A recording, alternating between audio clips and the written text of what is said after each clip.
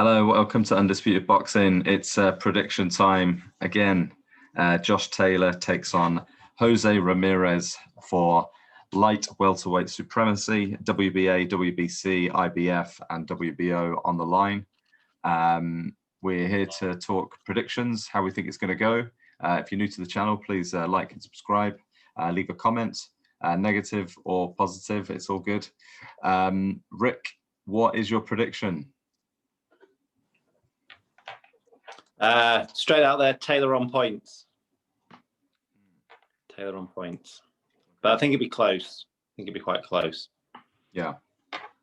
How do you see it going? What's your sort of thoughts on like the tactics and how do you see it going? I think it'll be quite, especially with Taylor, he's not someone who jumps in. He'll warm into the fight, and I think it will be. I don't know. I don't necessarily think it will be I think it'll be a very good fight in terms of technically, two of the best in the division. So it's for all the belts. But I'm not necessarily sure it will be all action. And I think there'll be some, especially in the earlier rounds, just weighing each other up. There's a lot on the line. Normally with these fights, especially the early rounds, they're just feeling each other out. Yeah. And Josh Taylor's not somebody who's going to come firing out. But I think his class will kind of come through. And I was asking you, I don't think either have ever been down. Neither of them have lost. Yeah. So I think it's going to be hard for anyone to win by KO. And I don't think either are. They obviously punch hard. They're not like one shot, one punch knockout artists. So I just see it being probably a decent fight, quite close on the cards. But enough to probably give Taylor probably 8 rounds of 8-4 or something like that on rounds. It's really hard to predict the actual score, let alone what it's going to end up.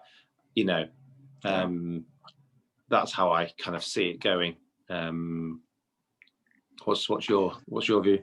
Well, I've been watching a lot of Ramirez this week because I'd only really seen him fight against Maurice Hooker, and I did see him fight against Victor Postol.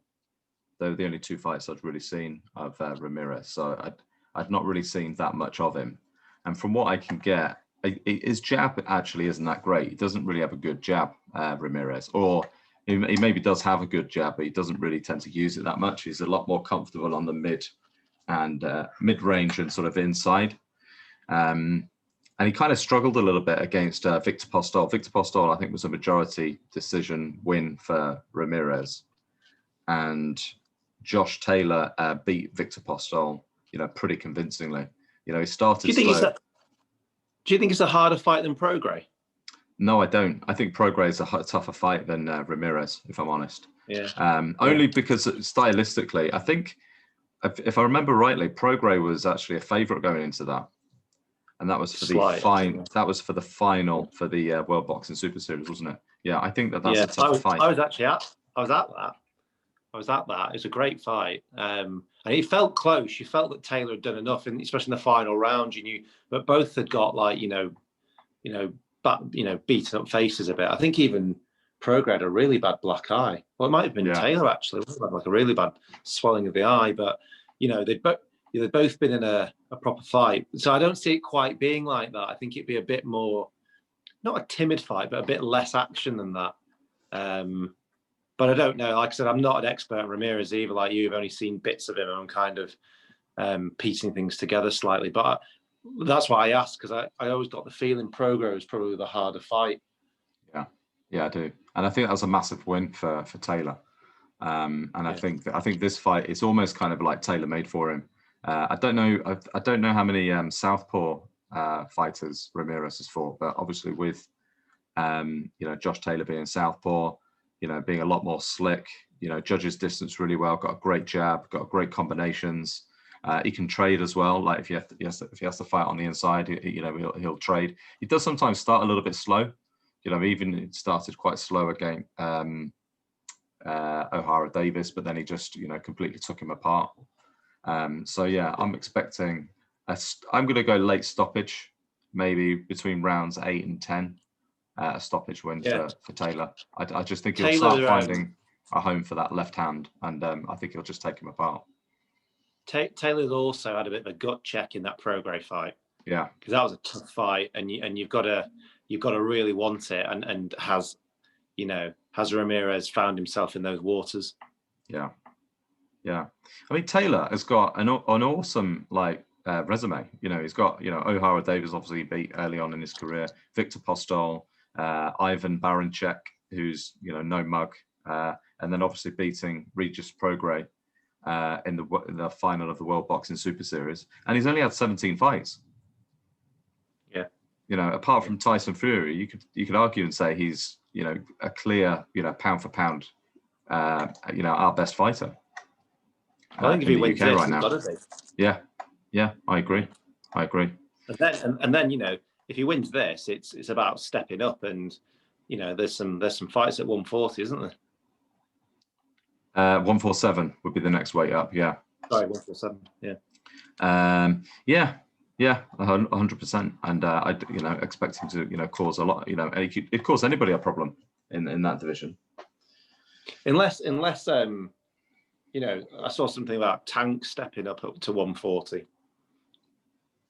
Yeah, well, I think all of the four kings, as they're calling them already, I think they're all quite big at the weight. Devin Haney has talked about going up to 140. Teofimo Lopez has talked about going up to 140.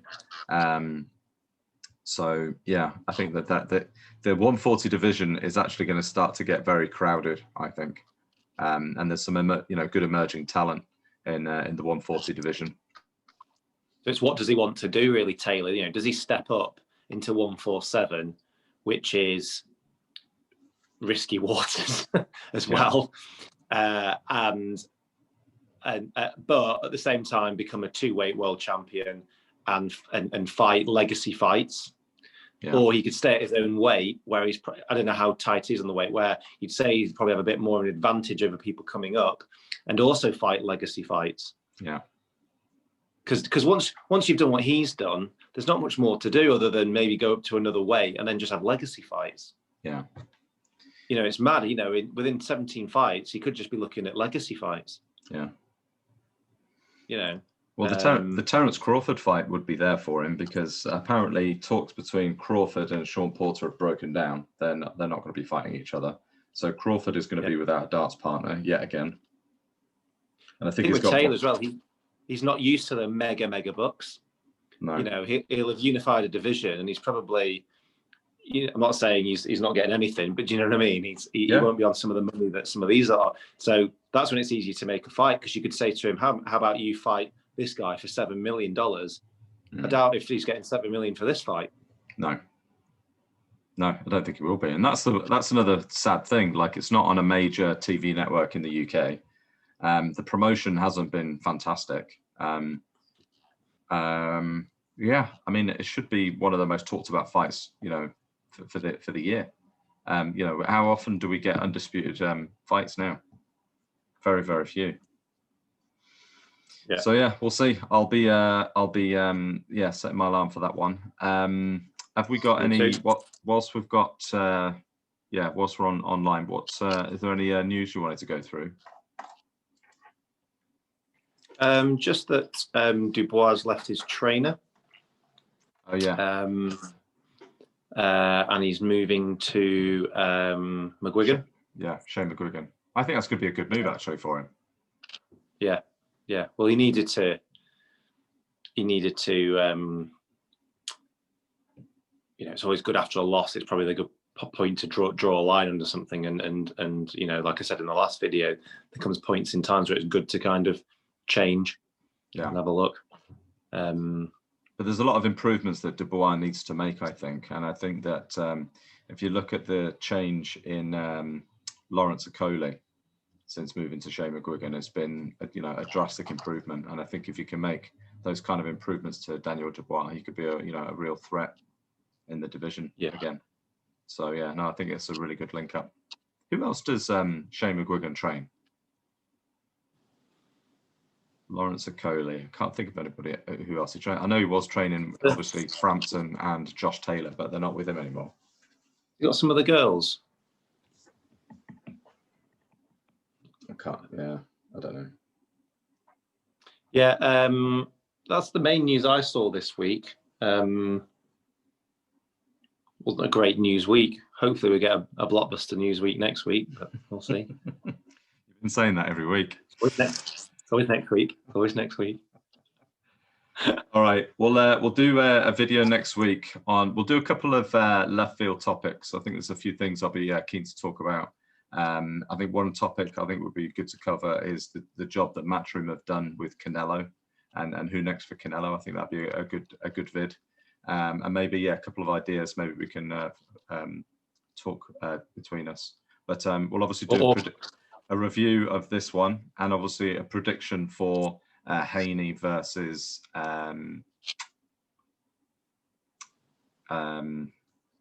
Linares. Yes. Yeah. And while we're now drowning in subscribers, feel free, subscribers, to put a suggestion in any topics you want to hear us talk about. Yeah, absolutely. Yeah. All right, cool. Let's wrap it up. All right, have a good rest of the weekend, and I'll see you next week.